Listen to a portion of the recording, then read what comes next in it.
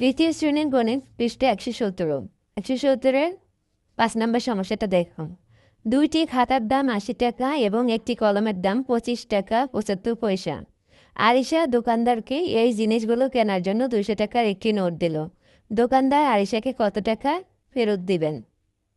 তো দেখুন যে দুইটি খাতার দাম হচ্ছে 80 টাকা, পয়সা কিন্তু দেওয়া নাই, তাহলে কি 80 টাকা 00 পয়সা। আর একটি কলমের দাম 25 টাকা 75 পয়সা। তাহলে আগে আমরা এই খাতার আর কলমের দামটা বের করে নেব। তো দেখো যে খাতার দাম 80 টাকা 00 পয়সা, কলমের দাম 25 টাকা 75 পয়সা। এবার যদি আমরা যোগ করি, দেখো 0-এর সাথে 75 যোগ করলে কত হবে? 75ই হবে। আর হচ্ছে 25 আর 80 যোগ করবো, তাহলে 5 আর 0 5, 8 আর 2 10। তাহলে মোট দাম কত? 105 টাকা 75 পয়সা।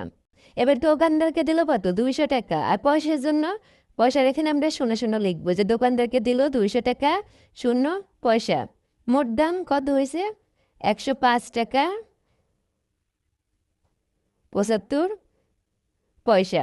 এবার দেখো, এবার আমরা বিয়োগ করব, কারণ এই 105 টাকা 75 পয়সার জিনিসও কিনেছে আর দোকানদারকে দিয়েছে হচ্ছে 200 টাকা। এখন দোকানদার কত টাকা ফেরত দেবে? দেখো বিয়োগ করার সময় উপরে 0 আছে, এখন এখান থেকে আমি 1 টাকা এখানে নিয়ে আসবো। তো 1 টাকা মানে হচ্ছে 100 পয়সা। তো আমি এখানে বিয়োগ 1 লিখে দিই। দেখুন 1 টাকা এখানে নিয়ে আসলে এখানে হবে 100 পয়সা। আমরা জানি 1 টাকা সমান সমান 100 পয়সা। তো 100 থেকে যদি আমরা 75 বিয়োগ করি, তাহলে থাকে হচ্ছে 25 পয়সা।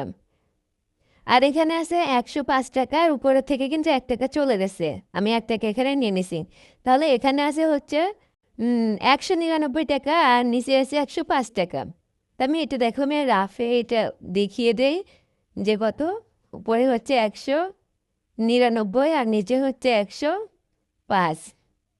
এবার যদি আমরা বিয়োগ করি, 9 থেকে 5 চলে গেলে থাকে হচ্ছে 4। আবার 9 করতে 9 একে একে মিলে গেলে 0, তাহলে কত হবে? 94 টাকা। তাহলে ফেরত দেবেন কত? 94 টাকা 25 পয়সা। তাহলে উত্তর 94 টাকা 25